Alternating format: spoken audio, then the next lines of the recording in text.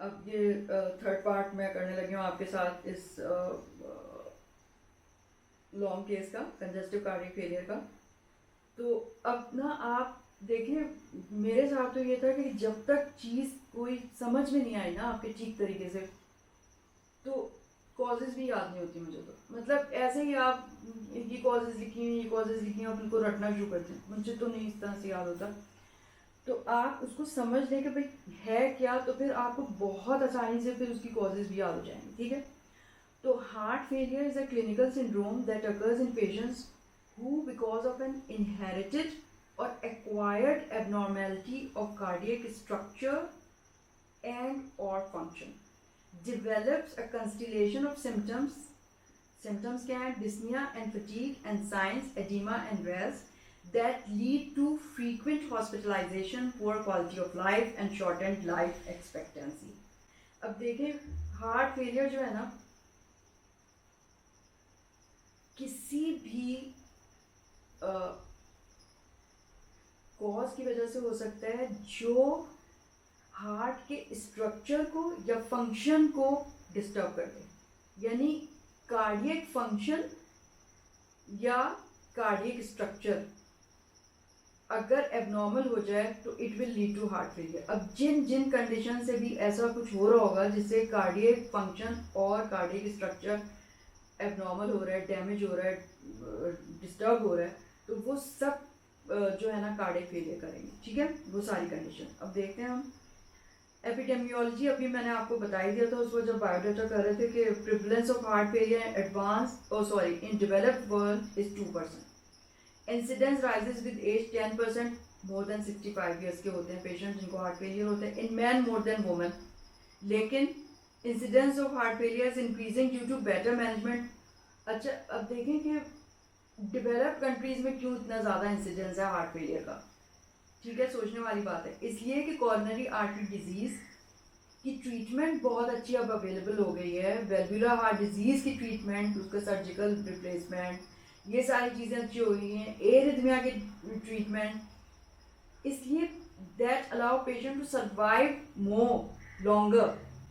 तो फिर जितना ज़्यादा वो जिएंगे उतना ज़्यादा चांस होगा कि क्योंकि स्ट्रक्चरल एबनॉर्मेलिटी हुई भी है इन कंडीशंस की वजह से, एमआई की वजह से, वेल्वुलर हार्ट डिजीज़ की वजह से, एरिथमिया की वजह से, तो उनमें चांस है कि वो डेवलप हो जाएगा हार्ट फेलियर। ठीक है। और अगर जो मतलब है कि जैसे हमारा कंट्री है, एशिया है, अफ्रीका है, वहाँ पे इतनी अच्छी सहूलतें नहीं हैं, तो उससे पहले ही मतलब है कि पेशेंट का सर्वाइवल ही नहीं होता, तो हार्ट फेलियर का इतना इंसिडेंस नहीं मिलता। मतलब ये कि हमारी स्टडीज़ जो हैं वो है नहीं जितनी बाहर वेस्टर्न कंट्रीज़ में होती हैं, तो उनको ज़्यादा पता होता है। दूसरे क्या है कि मतलब ये इसकी एपिडेमियोलॉजी है कि जितनी वेस्टर्न वर्ल्ड में, ये यूरोपियन वर्ल्ड में, अमेरिका में इन चीज़ों के अच्छे ट्रीटमेंट हो रहे हैं। अगर हमारी डेवलपिंग जो हमारा पाकिस्तान है, अगर यहाँ पे भी जो अच्छे सोशियो इकोनॉमिक कंडीशन वाले लोग हैं, अच्छे बड़े अस्पतालों में जा सकते हैं, एमआई की ट्रीटमेंट हो गई, बाईपास हो गया, एंजियोप्लास्टी हो गई, सब कुछ हो गया, सर्वाइव करेंगे, तो उनका भी जो है ना फिर इंसिडेंस वही हो जाएगा जो डेवलप्ड वर्ल्ड का है। ठीक है, ये वजह होती है इसकी हार्ट फेलियर की ज़्यादा होने की, क्योंकि जो इंडेक्स इवेंट है वो तो एमआई है या दूसरा कोई कॉज है कार्डियक एबनॉर्मेलिटी की, वो हुआ है और फिर सर्वाइव करे जा रहे हैं क्योंकि अच्छा ट्रीटमेंट था, तो हार्ट फेलियर का चांस 60-70 के बाद तो ज़्यादा हो जाएगा। टाइप्स ऑफ हार्ट फेलियर, अब देखें 2 टाइप्स का होता है। Heart failure with depressed ejection fraction that is less than 40%, known as systolic failure. इनमें जिनमें भी डिप्रेस्ड इजेक्शन फ्रैक्शन होगा वो सिस्टोलिक फेलियर कहलाता है। Number 2, heart failure with preserved ejection fraction more than 40 to 50%, known as diastolic failure. ठीक है। अब इटियोलॉजी, जैसा कि मैंने आपको बताया इटियोलॉजी, फिर आप एक एक डिजीज उस बेस पे आप आराम से याद हो जाएगी आपको। मतलब कोई भी कंडीशन जो कार्डियक फंक्शन को या स्ट्रक्चर को डैमेज कर दे या एबनॉर्मल बना दे, it can lead to heart failure. ठीक है। तो any condition that leads to an alteration in LV structure और function can predispose a patient to heart failure. अब पहली वजह देख लें, 60 to 75% जो वजह है ना वो कॉरोनरी आर्टरी डिजीज है, ठीक है। 60 to 75% कॉरोनरी आर्टरी डिजीज और हाइपरटेंशन जो है वो कंट्रीब्यूट करता है डेवलपमेंट ऑफ हार्ट फेलियर को इन 75% केसेस में, क्योंकि हाइपरटेंशन जो है ऑगमेंट कर देता है। फिर जिनको कॉरोनरी आर्टरी डिजीज भी हो तो हाइपरटेंशन की वजह से 75% लोगों को फिर जो है ना चांस होता है कि वो हार्ट फेलियर हो जाएगा। अगर प्लस डायबिटीज़ भी, वो भी जो है ना ऑगमेंट करता है उन पेशेंट्स को जिनको कॉरोनरी आर्टरी डिजीज़ और डायबिटीज़ भी है, तो वो भी जो है वो इंक्रीज़ कर देगा उसका इंसिडेंस ऑफ हार्ट फेलियर, ठीक है। तो 60 to 75% एटियोलॉजी क्या हो गई, coronary artery disease. Both coronary artery disease and hypertension interact to augment the development of heart failure, as does diabetes mellitus. अब बाकी बचे 20 to 30% केसेस, अब वो किस लिए होते हैं, यानी कि 60 to 75% तो कॉरोनरी आर्टरी डिजीज की वजह से हो गया और हाइपरटेंशन और डायबिटीज़ ने उसको ऑगमेंट कर दिया। अब 20 to 30% का जो हार्ट फेलियर है in with depressed ejection fraction, exact etiology उसकी अननोन है। These patients are referred to as having non-ischemic, क्योंकि वो तो ischemic हो गए ना, तो non-ischemic, dilated और idiopathic cardiomyopathy if the cause is unknown, ठीक है। तो non-ischemic या dilated या idiopathic cardiomyopathy की वजह से हो रहा होगा। अब जो भी वजूहात अभी आगे चल के हम देख लेंगे उनकी वजह से dilated cardiomyopathy होती है, उसकी वजह से 20-30% लोगों को हार्ट फेलियर हो जाता है। प्रायर वायरल इन्फेक्शन और टॉक्सिन एक्सपोजर, अब कोई वायरल इन्फेक्शन हुआ था उससे भी तो कार्डियोमायोपैथी प्रेसिपिटेट हो सकती है। और टॉक्सिन एक्सपोजर, टॉक्सिन क्या है, अल्कोहल हो गया या कीमोथेरापिटिक एजेंट जैसे वो होते हैं ना डॉक्सोरुबिसिन, बहुत सारी दवाएं हैं, also lead to dilated cardiomyopathy, ठीक है। अब dilated cardiomyopathy is also secondary to specific genetic defects of cytoskeleton, मतलब ये तो जेनेटिक डिफेक्ट होते हैं साइटोस्केलेटन के जिसकी वजह से कार्डियोमायोपैथी हो जाती है, वो ऑटोसोमल डोमिनेंट तरीके से इनहेरिट होते हैं।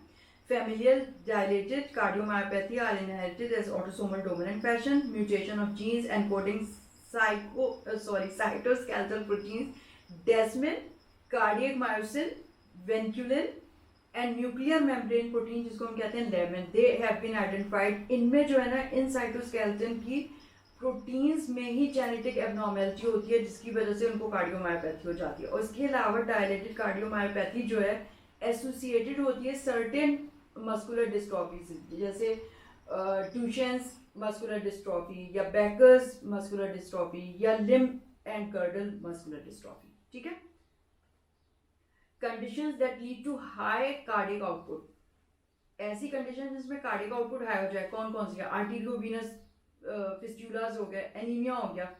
एनीमिया में क्यों होता है, क्योंकि विस्कोसिटी बहुत कम हो जाती है ब्लड की और वीनस रिटर्न इंक्रीज हो जाता है तो कार्डियक फेलियर के चांसेस होते हैं। लेकिन एनीमिया जो है ना, नॉर्मल हार्ट अगर किसी को हो ना, उसमें कोई फंक्शनल एबनॉर्मलिटी हो लेफ्ट वेंट्रिकुलर फंक्शन में, ना उसमें जो कोई स्ट्रक्चरल एबनॉर्मलिटी हो, तो नहीं हो सकता कार्डियक फेलियर, मतलब can lead to heart failure with underlying structural heart disease, ठीक है। तो इस तरह से ना आप याद कर सकते हैं।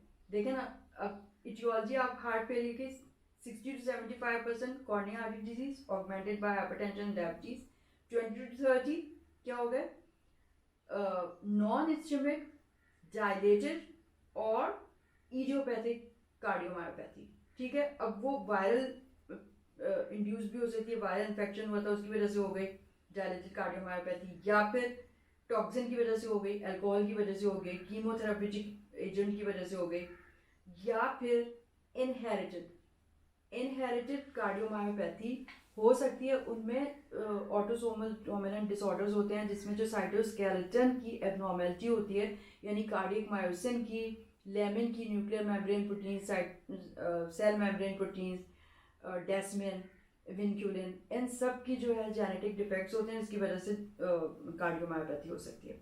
दूसरे क्या है, बहुत सारी मस्कुलर डिस्ट्रॉफीज होते हैं जिनके साथ एसोसिएटेड होती है ये कार्डियोमायोपैथी, यानी कि क्या क्या हो गया,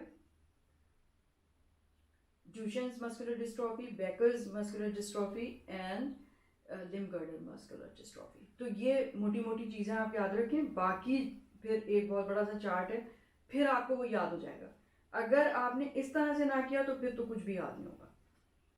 अब देखें, ये मैंने आपके लिए पूरा टेबल है इटियोलॉजीज ऑफ हार्ट फेलियर। तो depress ejection fraction less than 40% किस किस में होगा? नंबर 1 कॉर्निया आर्टरी डिजीज, यानी कॉर्निया आर्टरी डिजीज में क्या? इंडेक्स इवेंट मायोकार्डियल इंफार्क्शन, ठीक है, या myocardial ischaemia. Chronic pressure overload, hypertension. Obstructive valvular disease, ठीक है, उसमें भी जो है क्रॉनिक प्रेशर ओवरलोड ही होगा। Chronic volume overload, regurgitant valvular disease, intracardiac left to right shunting, extracardiac shunting, non ischaemic dilated cardiomyopathy, familial genetic disorders, infiltrative disorders, उसमें drug toxin induced damage, metabolic disorders, viral disease, Chagas disease, disorder of rate and rhythm, chronic bradyarrhythmias, chronic tachyarrhythmias, ठीक है। ये तो depress ejection fraction के हो गया। अब preserve ejection fraction में क्या होगा? जिसमें आपको more than 40 to 50% ejection fraction मिल रहा है, लेकिन उसमें होगा पैथोलॉजिकल हाइपरट्रॉफी हुई है, यानी कि प्राइमरी हाइपरट्रॉफिक कार्डियोमायोपैथी, ठीक है। Secondary hypertension, ageing, restrictive cardiomyopathy, infiltrative disorders में amyloidosis, sarcoidosis, storage disease, haemochromatosis, मैंने देखा था कि हीमोक्रोमेटोसिस का पेशेंट जो कार्डियक फेलियर में आता है, फाइब्रोसिस, एंडोमायोकार्डियल डिसऑर्डर्स, ठीक है। फिर पल्मोनरी डिजीज भी हो सकती है, तो उसमें cor pulmonale, pulmonary vascular disorders हो सकते हैं। हाई आउटपुट स्टेट्स मैंने बता दिया, एनीमिया हो सकता है। न्यूट्रिशनल डिसऑर्डर्स, बेरी हो सकता है।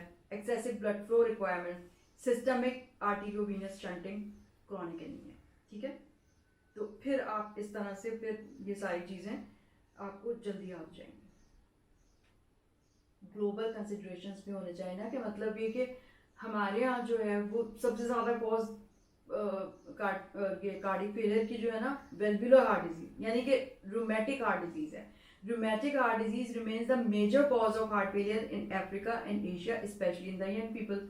हमें पता है कि कितना रूमेटिक फीवर हो रहा होता है, कितनी रूमेटिक हार्ट डिजीज हो रही होती है, और मिट्रल स्टेनोसिस और ट्राइकस्पिड रिगर्जिटेशन और ये सारी चीज़ें। Chagas disease is the major cause in South America, वहाँ पे हो रहा होता है, उसकी वजह से हो जाती है, उसकी वजह से हो जाता है heart failure. Socio economic development in developing nations, incidence is similar to western Europe and North America. मैंने आपको इसका बता दिया बेस क्या है। जितनी सोशियो इकोनॉमिक डेवलपमेंट होगी, अगर डेवलपिंग वर्ल्ड में भी है, तो अच्छे हॉस्पिटल्स हैं, अच्छी आपको cornea artery disease, myocardial infarction का ट्रीटमेंट मिल गया और आप सर्वाइव करे जा रहे हैं, मतलब पेशेंट सर्वाइव करे जा रहे हैं, तो इंसिडेंस ऑफ हार्ट फेलियर 60 साल में उसके बढ़ जाए, क्योंकि उसको एक इंडेक्स इवेंट हुआ है ना डैमेज का, ठीक है। अब पैथोजेनेसिस के लिए मैंने ना ये आपको ये डायग्राम आप देखिए, इसमें मैं आपको थोड़ा सा समझा देती हूँ कि इसमें देखें ये टाइम ईयर्स में दिखाया हुआ है, और फिर इजेक्शन फ्रैक्शन दूसरी साइड में दिखाया हुआ है, किस तरह से इजेक्शन फ्रैक्शन 60% है, और कैसे वक्त के साथ साथ प्रोग्रेस करता है कार्डियक फेलियर, तो वो कम होता जाता है, या एसिम्प्टोमेटिक से फिर सिम्प्टोमेटिक होता जाता है। तो ऊपर उन्होंने बताया, देखें आप, इंडेक्स इवेंट। अब इंडेक्स इवेंट से क्या मतलब है? यानी कि एक कोई इंडेक्स इवेंट हुआ हार्ट में, जिसकी वजह से दो चीज़ें मैंने आपको बताई थी ना, कार्डियक स्ट्रक्चर या कार्डियक फंक्शन, अगर उसमें ऑल्ट्रेशन हो जाए तो ये हार्ट फेलियर कर देगा, ठीक है। तो इंडेक्स इवेंट में भी myocardial infarction, acute index event जो है मायोकार्डियल इंफार्क्शन होगा। क्रॉनिक क्या होगा? क्रॉनिक इंडेक्स इवेंट यानी कि वॉल्यूम ओवरलोड, ठीक है, प्रेशर ओवरलोड, ये सारी चीज़ें अगर हुए चली जा रही हैं क्रॉनिकली, तो ये भी इंडेक्स इवेंट ही है जो उसको उसका डैमेज कर रही हैं, फंक्शन भी ख़राब कर रही हैं लेफ्ट वेंट्रिकल का, और उसका स्ट्रक्चर भी ख़राब कर रही हैं। तो अब इंडेक्स इवेंट हो गया, उस इवेंट के होने के बाद बहुत सारी जो है ना हमारे, अल्लाह मैंने इतना ज़बरदस्त निज़ाम बनाया मुझे, कि कंपनसेटरी मैकेनिज्म फिर एक्टिवेट हो जाते हैं, यानी कि उसको, उस डैमेज को होम्योस्टेसिस की तरफ लाएं, ताकि पेशेंट जो है उसको इतना डिजीज़ का बर्डन नहीं हो जाए उसके ऊपर, यानी कि एसिम्प्टोमेटिक इस वजह से रहता है पेशेंट कि उसके न्यूरो हार्मोनल जो सिस्टम है ना वो एक्टिवेट हो जाते हैं। तो सबसे पहला न्यूरो हार्मोनल सिस्टम कौन सा है हमारा, ग्रेनिन एंजियोटेंसिन एल्डोस्टेरोन सिस्टम, वो एक्टिवेट हो जाएगा। दूसरे क्या होगा, एड्रिनर्जिक सिंपैथेटिक सिस्टम स्टिमुलेट हो जाएगा। तीसरे क्या होगा, साइटोकाइन सिस्टम स्टिमुलेट हो जाएगा। ठीक है, तो ये सारे स्टिमुलेशन की वजह से उस डैमेज को कंपनसेट करने की कोशिश करेंगे। अभी हम आगे देखेंगे कैसे कंपनसेट करने की कोशिश करेंगे, होम्योस्टैटिक रेंज में लाने की कोशिश करेंगे, और पेशेंट जो है ना वो patient will remain asymptomatic due to this activation of these compensatory mechanism. इसीलिए होता है ना कि पेशेंट को रेस्ट में कुछ नहीं हो रहा होता, लेकिन अगर एक्सर्शन करेगा तो फिर उसको सिम्टम्स होंगे। तो उसकी वजह यही होती है कि कंपनसेटरी मैकेनिज्म की वजह से वो कंफर्टेबल होता है। ठीक है, however with time the sustained activation of these system can lead to secondary end organ damage within the ventricle and worsening of left ventricular remodeling and subsequent cardiac decompensation। ठीक है, तो ये आपने समझ लिया। अब जो है आ जाए आप ये वाला देखें, इसमें जो है ना ये बड़ी अच्छी सी डायग्राम है, इसी में आप देख लें बस, आपको ज़्यादा मतलब अगर इसमें से समझ आ जाए ना तफसील से, क्योंकि सबको पता ही है ना एंडोक्रिनोलॉजी क्या हो रही होती है। अब देखें इन्होंने दिखाया है हार्ट को, देखिए हार्ट में जैसे ही जो है ना कार्डियक स्ट्रक्चर या फंक्शन की एबनॉर्मेलिटी होती है, डायलिटेशन होती है, तो उसके जो बैरो रिसेप्टर्स हैं, क्या जाहिर बात है कि कार्डियक आउटपुट रिड्यूस हो जाएगी। ठीक है, कार्डियक आउटपुट अगर रिड्यूस होगी तो बैरो रिसेप्टर्स जो हैं वो स्टिमुलेट हो जाएंगे, जो कहाँ पे हैं, वेंट्रिकल वॉल में भी हैं, एओर्टिक आर्च में भी हैं, और जो है वो कैरोटिड साइनस में है। ठीक है, तो ये ग्रीन डॉट्स जो है ना ये बैरो रिसेप्टर्स दिखा रहे हैं। वहाँ से आफ्रेंट नर्व जा रही हैं कहाँ पे, कार्डियो रेगुलेटरी सेंटर पे जा रही हैं। कौन सी नर्व्स, ग्लोसोफेरेंजियल और वेगस नर्व के थ्रू, हेरिंग नर्व जिनको हम कहते हैं, उसके थ्रू जा रही हैं, और फिर वो वहाँ से इफरेंट नर्व्स वापस आ रही हैं। ठीक है, और जब ये कार्डियक आउटपुट डिक्रीज होती है तो जो है ना जाहिर बात है कि किडनी में ब्लड फ्लो डिक्रीज हो जाएगा कम कार्डियक आउटपुट की वजह से। तो जो ब्रेन है वहाँ से क्या निकलेगा, पोस्टीरियर पिट्यूटरी से वेसोप्रेसिन, यानी कि आर्जिनिन वेसोप्रेसिन जिसे हम कहते हैं एंटी डायरेटिक हार्मोन ADH, और वो किडनी के ऊपर एक्ट करेगा एंटी डायरेटिक हार्मोन। हाँ, और फिर जो है कम कार्डियक आउटपुट की वजह से किडनी में जो कम ब्लड जा रहा है उसकी वजह से रेनिन निकलेगा, शीमिया की वजह से निकलता है ना रेनिन जो है वो एंजियोटेंसिनोजन के ऊपर एक्ट करेगा, एंजियोटेंसिन 1 बनाएगा, फिर वो किडनी में जाएगा, एंजियोटेंसिन 2 बनाएगा, फिर वो रीनल रीअब्जॉर्प्शन और एल्डोस्टेरोन को भी स्टिमुलेट करेगा, एल्डोस्टेरोन आएगा और वो सॉल्ट की रीअब्जॉर्प्शन करेगा, उसके साथ साथ फ्री वाटर भी रीअब्जॉर्ब हो जाएगा, और मतलब फ्लूइड रिटेंशन होने लगेगी, और जो है वो और क्या होगा, सिंपैथेटिक, यहाँ पे ट्रंक बनी हुई है राइट साइड पे आप देखें, सिंपैथेटिक ट्रंक, वहाँ से सिंपैथेटिक यानी कि जो आउटफ्लो है वो इंक्रीज हो जाएगा। सही है, तो solute free water excretions and solute excretion होगा, पेरिफेरल वेसोकंस्ट्रिक्शन होगी, ये सारी चीज़ें जो हैं वो पेशेंट को कंपनसेट करके कोशिश करेंगे कि वो एसिम्प्टोमेटिक रहे। लेकिन परसिस्टेंट इनकी अगर एलिवेशन रहेगी तो जाहिर बात है कि वो लेफ्ट वेंट्रिकुलर फंक्शन को बिला आखिर होम्योस्टैटिक रेंज से बाहर भी तो चला जाएगा ना वो, तो बिला आखिर जो है ना फिर डीकम्पनसेटेड डैमेज हो जाएगा। This is the pathogenesis of heart failure. अब बेसिक मैकेनिज्म आप थोड़ा सा समझ लें ताकि और जो है ना आपको चीज़ें फिर क्लैरिफाई हो जाए और याद रहने लगे। ठीक है, तो left ventricular remodelling develops in response to a series of complex events that occur at the cellular and molecular level। मतलब पहले तो ये न्यूरो हार्मोनल एक्टिवेशन जो है वो कंपनसेट करता रहता है ना, होम्योस्टैटिक रेंज पर रखता है पेशेंट, जो है वो एसिम्प्टोमेटिक होता है एट रेस्ट। लेकिन जब इनकी परसिस्टेंट स्टिमुलेशन रहेगी तो लेफ्ट वेंट्रिकुलर रीमॉडलिंग शुरू हो जाती है। उसमें क्यों हो जाती है वो, These include myocytes hypertrophy. पहले तो कार्डियक मायोसाइट्स जो है ना उनकी हाइपरट्रॉफी होती है. सेकंड क्या होता है, alteration in the contractile properties of the myocyte, जिसकी वजह से डिप्रेस फोर्स होती है कार्डियक कॉन्ट्रैक्टिलिटी की. Number 3, progressive loss of myocyte through necrosis, apoptosis and autophagic cell death होने लगती है. फिर number 4, abnormal myocardial energetics and metabolism होने लगता है.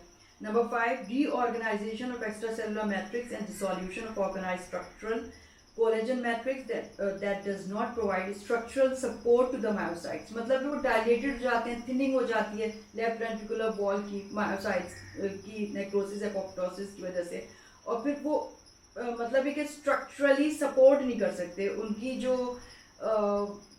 मतलब contraction जिसे कहते हैं ना, excitation contraction coupling, जो आपने, मैं तो खैर पढ़ाती हूँ फिजियोलॉजी, आपने फर्स्ट ईयर में पढ़ी होगी अपनी, ठीक है. Biological stimuli for these changes include mechanical stretch of the myocyte, यानी कि स्ट्रेचिंग होगी मायोसाइट की, उसकी वजह से जो है ना स्फेरिकल फिर लेफ्ट वेंट्रिकुलर कैविटी हो जाती है, दैट इज अबनॉर्मल.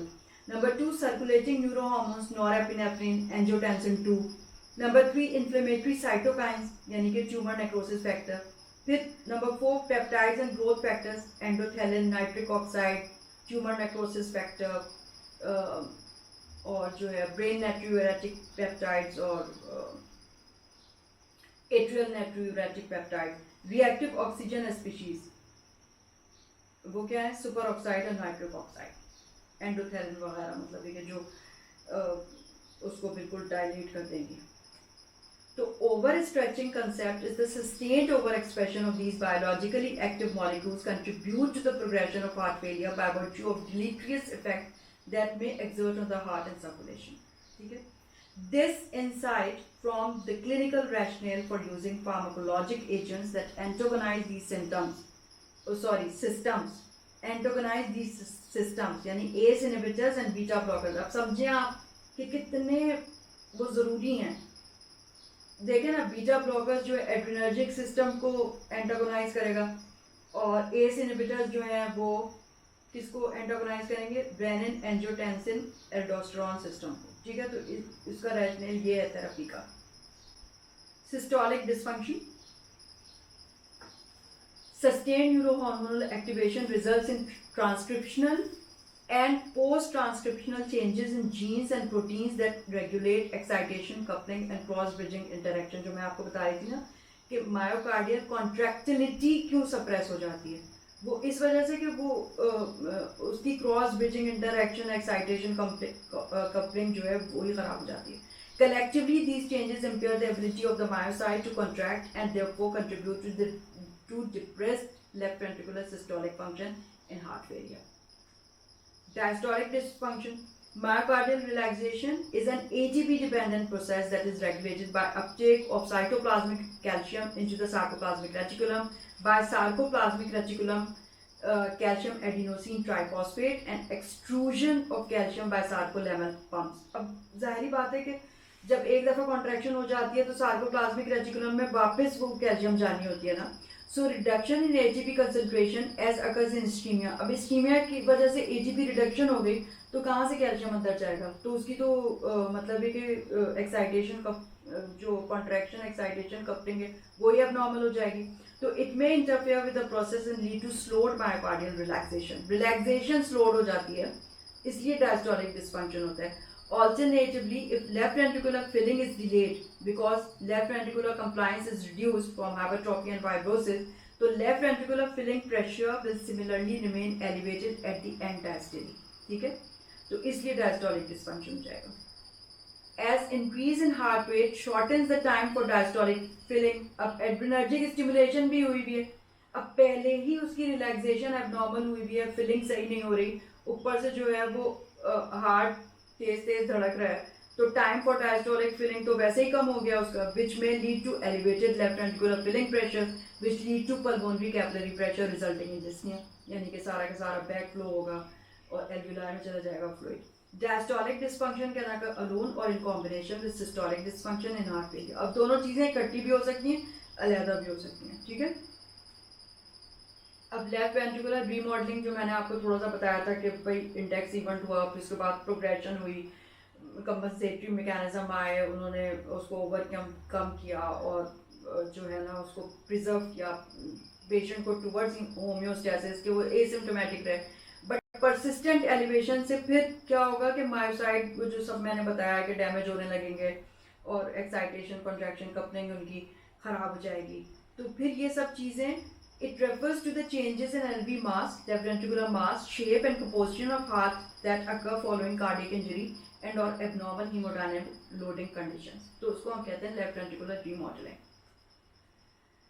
अब देखें अब treatment of heart failure. Treatment में ना मैं सिर्फ बाकी आपने दवाइयाँ वगैरह मेडिसिन खुद पढ़िएगा, लेकिन ट्रीटमेंट ऑफ हार्ट फेलियर देखें स्टेज ए क्या होता है, क्योंकि हम पहले तो असेस करेंगे ना कि पेशेंट कौन से स्टेज में है, कौन सी क्लास का हार्ट फेलियर है, उसके हिसाब से हम उसको मेडिसिन देंगे। तो स्टेज ए क्या होता है, याद रखें, patients who are at high risk of heart failure without structural heart disease. अभी हुआ नहीं है कुछ, यानी कि हार्ट का स्ट्रक्चर बिल्कुल सही है लेकिन हाई रिस्क है, यानी हाई रिस्क है, हाइपरटेंशन है उसको, ठीक है, और इस्केमिक हार्ट डिजीज है उसको, नहीं इस्केमिक हार्ट डिजीज तो फिर वो एक स्ट्रक्चरल हार्ट डिजीज हो जाएगी, हाइपरटेंशन और डायबिटीज अगर है।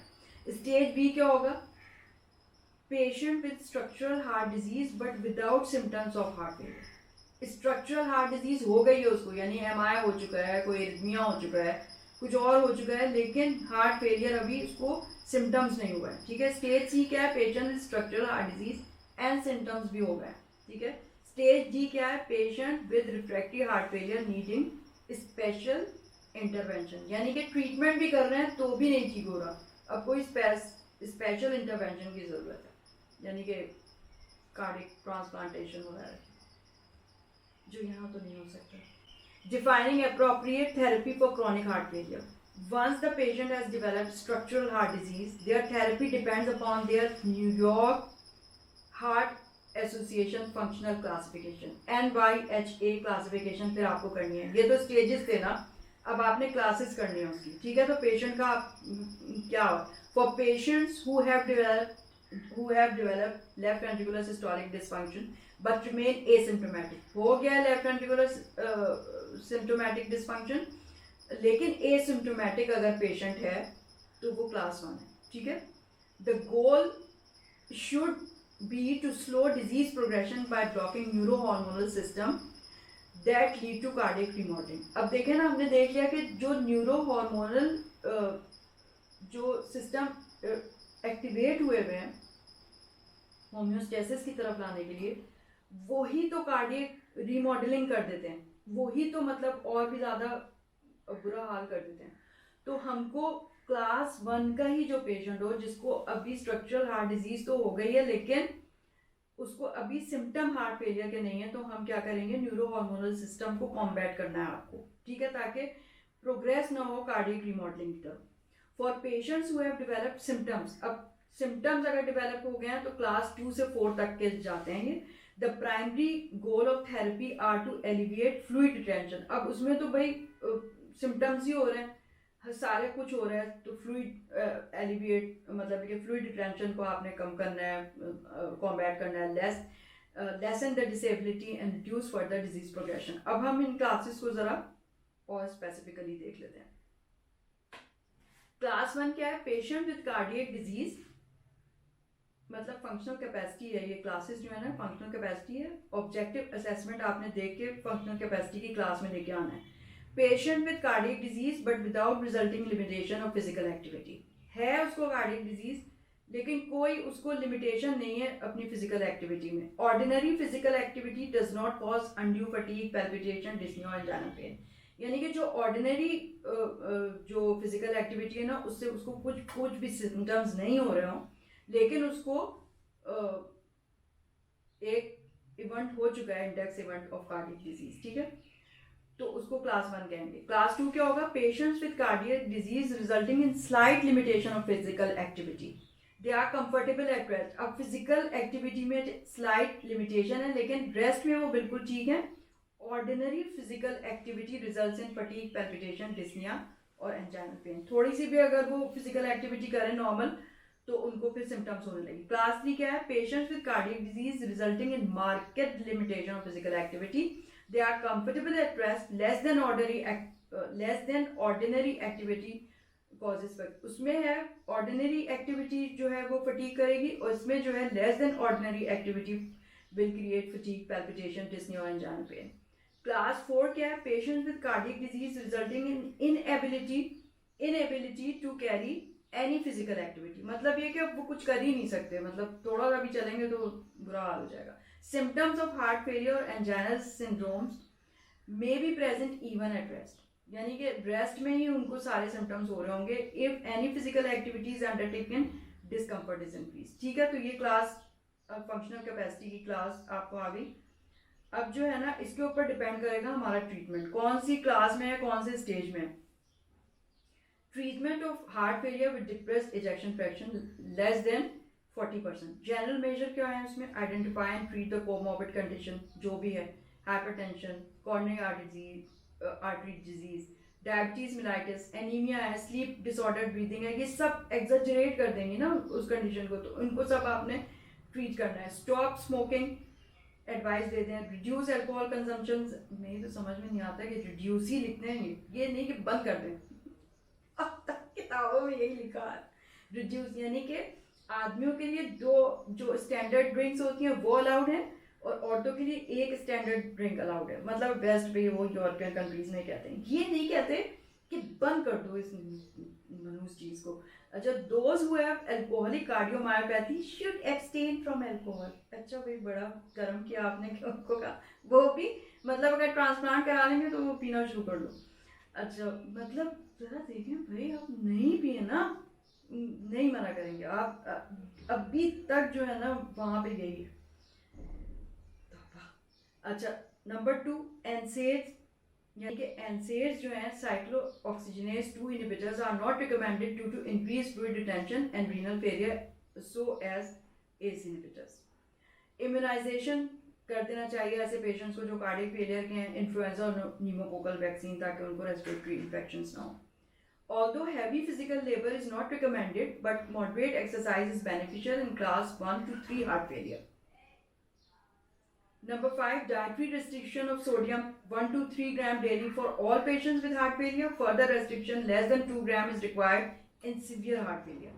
Fluid restriction is unnecessary unless there is hyponatremia. अब अगर पेशेंट को hyponatremia है, 130 मिली इक्विवेलेंट पर लीटर आ रहा है सोडियम, या उससे कम आ रहा है, तो फिर आप जो है ना फ्लूइड रेस्ट्रिक्ट करेंगे। Fluid restriction less than 2 litres per day in hyponatraemic patients.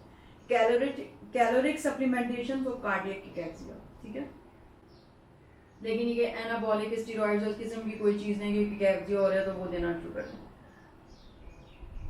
अब जो है आप मतलब ट्रीटमेंट का ये चार्ट है, आप ये देख लीजिए, लेकिन हर दवा का आपको साइड इफेक्ट सब कुछ आना चाहिए। Diuretics, furosemide, torsemide, bumetanide, hydrochlorothiazide, metolazone, angiotensin converting enzyme inhibitors, फिर एंजियोटेंसिन रिसेप्टर ब्लॉकर्स। अगर एंजियोटेंसिन कन्वर्टिंग एंजाइम इनहिबिटर्स जो हैं वो लेने से खांसी हो रही है, ब्रेडिकाइनिन इंक्रीज हो रहा है, कुछ लोगों को हो जाता है, तो एंजियोटेंसिन रिसेप्टर ब्लॉकर्स ले सकते हैं।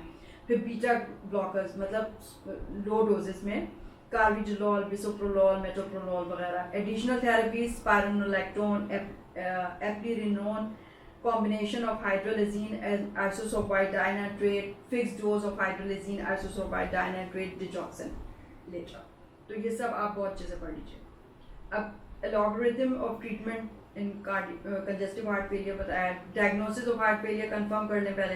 Assess fluid retention, fluid retention है तो डायरेटिक दें, नहीं है तो एस इनहिबिटर दें और बीटा ब्लॉकर दें, ठीक है। ARB भी दे सकते हैं आप, एल्डोस्टेरोन एंटागोनिस्ट, हाइड्रोलिजिन, आइसोसोपाइड डाइजॉक्सिन, ठीक है। क्लास यानी कि न्यूयॉर्क हार्ट एसोसिएशन का क्लास 1 to 4 में।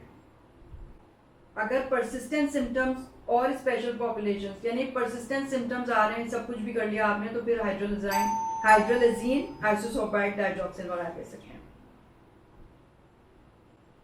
अच्छा, diuretics adequately control fluid retention of heart failure, furosemide, टॉर्सिमाइड,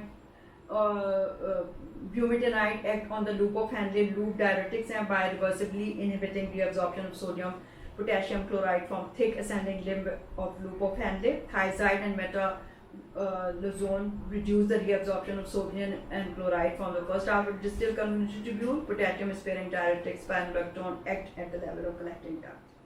बस मैंने इतना लिखा है आपके लिए. अब देखें, आप इसको देख लें, अच्छी तरीके से कर लें और फिर अपने हॉस्पिटल में जाएं. पेशेंट बहुत सारे आपको कार्डियक फेलियर के वहाँ आराम से मिल जाएंगे. पूरा जो है ना, आप जैसे अभी आपने ये सब सुना है मुझसे, तो फिर इसी तरीके से आप हिस्ट्री लें और डायग्नोस करने की कोशिश करें. ठीक है, तो इंशाल्लाह ताला बहुत अच्छे से आपको आ जाएगा. Okay, thank you so much. खुदा हाफिज़.